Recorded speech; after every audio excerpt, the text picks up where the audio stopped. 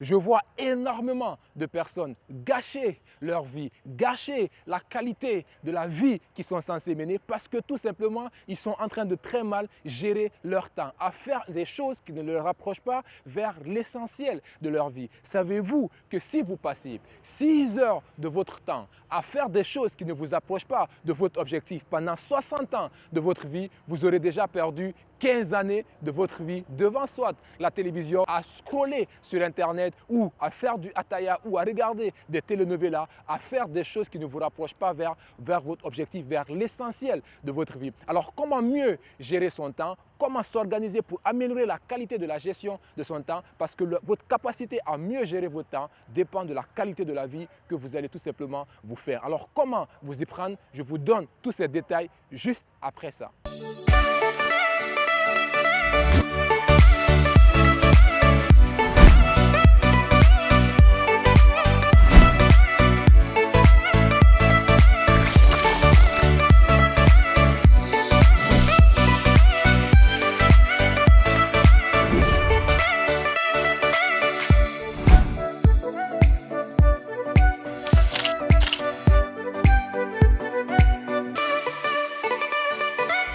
Bonjour à vous, ici Coach Caps, révélateur de potentiel. Dans cette toute nouvelle capsule de la quotidienne Droit de savoir, je partage avec vous comment améliorer la qualité de son temps. Comment améliorer ou comment mieux gérer la qualité de son temps. Ce que vous deviez déjà savoir. Le temps, c'est la ressource la plus importante dont un individu peut disposer. Comme je le disais à l'introduction, si vous passez 6 heures de votre journée à faire des tâches ou à faire des choses qui ne vous rapprochent pas de l'essentiel de votre vie, pendant 60 ans de votre vie, vous aurez tout simplement perdu 15 années de votre vie à faire des tâches inutiles qui ne vous permettent pas de pouvoir aller au-delà de ce qui est important pour vous. Qu'est-ce qui est à la base du fait que les gens ont du mal à gérer leur temps? Parce que tout simplement, on a cette incapacité à savoir dire non, on a cette difficulté à faire la différence entre les choses qui sont prioritaires pour nous et des choses tout simplement qu'on est censé le faire. Alors comment s'y prendre? Il y en a un principe qu'on appelle le principe des 20-80 ou la loi des 20-80 qui nous dit 20% des tâches que nous faisons nous produisent les 80% des résultats que nous obtenons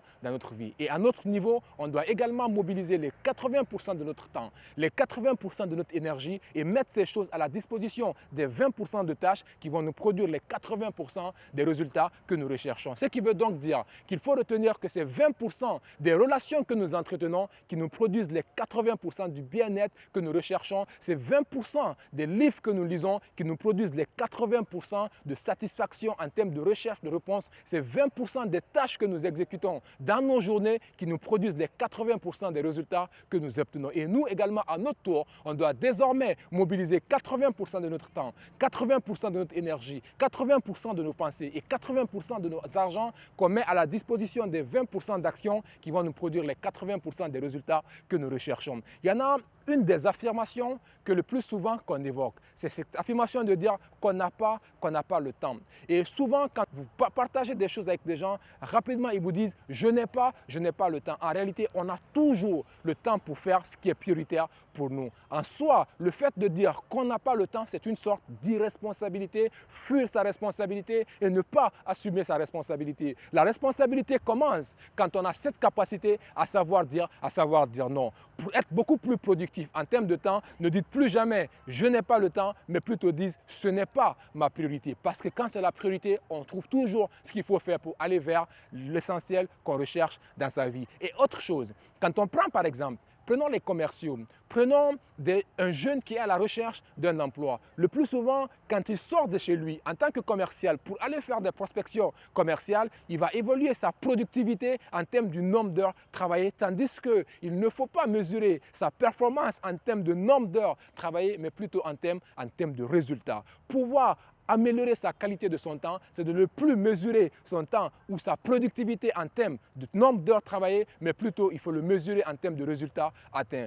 Prenez un jeune qui sort de chez lui et qui dit qu'il vient en ville pour chercher du travail. Ce jeune va quitter chez lui, il va peut-être faire 2 heures dans les embouteillages, il va venir passer 3 heures, 4 heures dans un bureau, chercher à vouloir rencontrer quelqu'un et il va passer toute sa journée et ne pourra déposer qu'un seul CV. Et le cas d'un commercial, il va passer toute sa journée et peut-être qu'il ne rencontrera qu'un seul ou deux prospects. Et finalement, il va rentrer chez lui et il dira qu'il a travaillé parce qu'il a peut-être fait 8 heures de travail par jour, parce qu'il a peut-être fait 6 heures de travail. En soi, cette personne, elle n'a pas travaillé et la meilleure façon d'évaluer sa capacité de travail, c'est de ne plus lui fixer des objectifs en termes de nombre d'heures travaillées, mais c'est de plutôt lui fixer ses objectifs en termes de résultats à atteindre. Et désormais, ce n'est plus 6 heures de temps de prospection qu'il doit avoir par jour, mais c'est de plutôt prospecter 30 personnes ou peut-être de rencontrer 10 clients ou peut-être de closer 2 personnes, de faire 2 ou 3 ventes. C'est beaucoup plus facile de pouvoir mesurer la performance d'un individu. Donc, pour terminer, retenez que pour que vous puissiez être en termes de performance dans la qualité du temps, dans la qualité de la gestion de votre temps,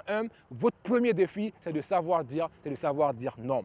En réalité, le monde ne s'arrêtera pas parce que vous avez dit non à quelqu'un. Il faut savoir que la priorité, que ce qui est priorité pour les autres n'est pas forcément votre priorité. L'urgence des autres n'est pas forcément votre urgence. Il faut savoir agir en fonction de ses priorités. Et surtout quand on se réveille le matin, il faut donner priorité à ses priorités. Vu que la qualité de notre temps, elle est précieuse et donc il faut mettre son temps au service des actions qui peuvent nous permettre d'aller vers le résultat final recherché. Et comme je vous le dis, ce n'est que 20% des actions que vous posez qui produisent les 80% des résultats que vous recherchez dans votre vie. Et donc, vous également, à votre tour, mettez les 80% de votre énergie à la disposition des 20% de tâches qui vont vous produire les 80% de résultats recherchés. C'est sur ces termes que je vous dis encore une fois, merci de continuer à écouter cette quotidienne droit de savoir et on se dit à demain pour un prochain numéro. Merci à vous.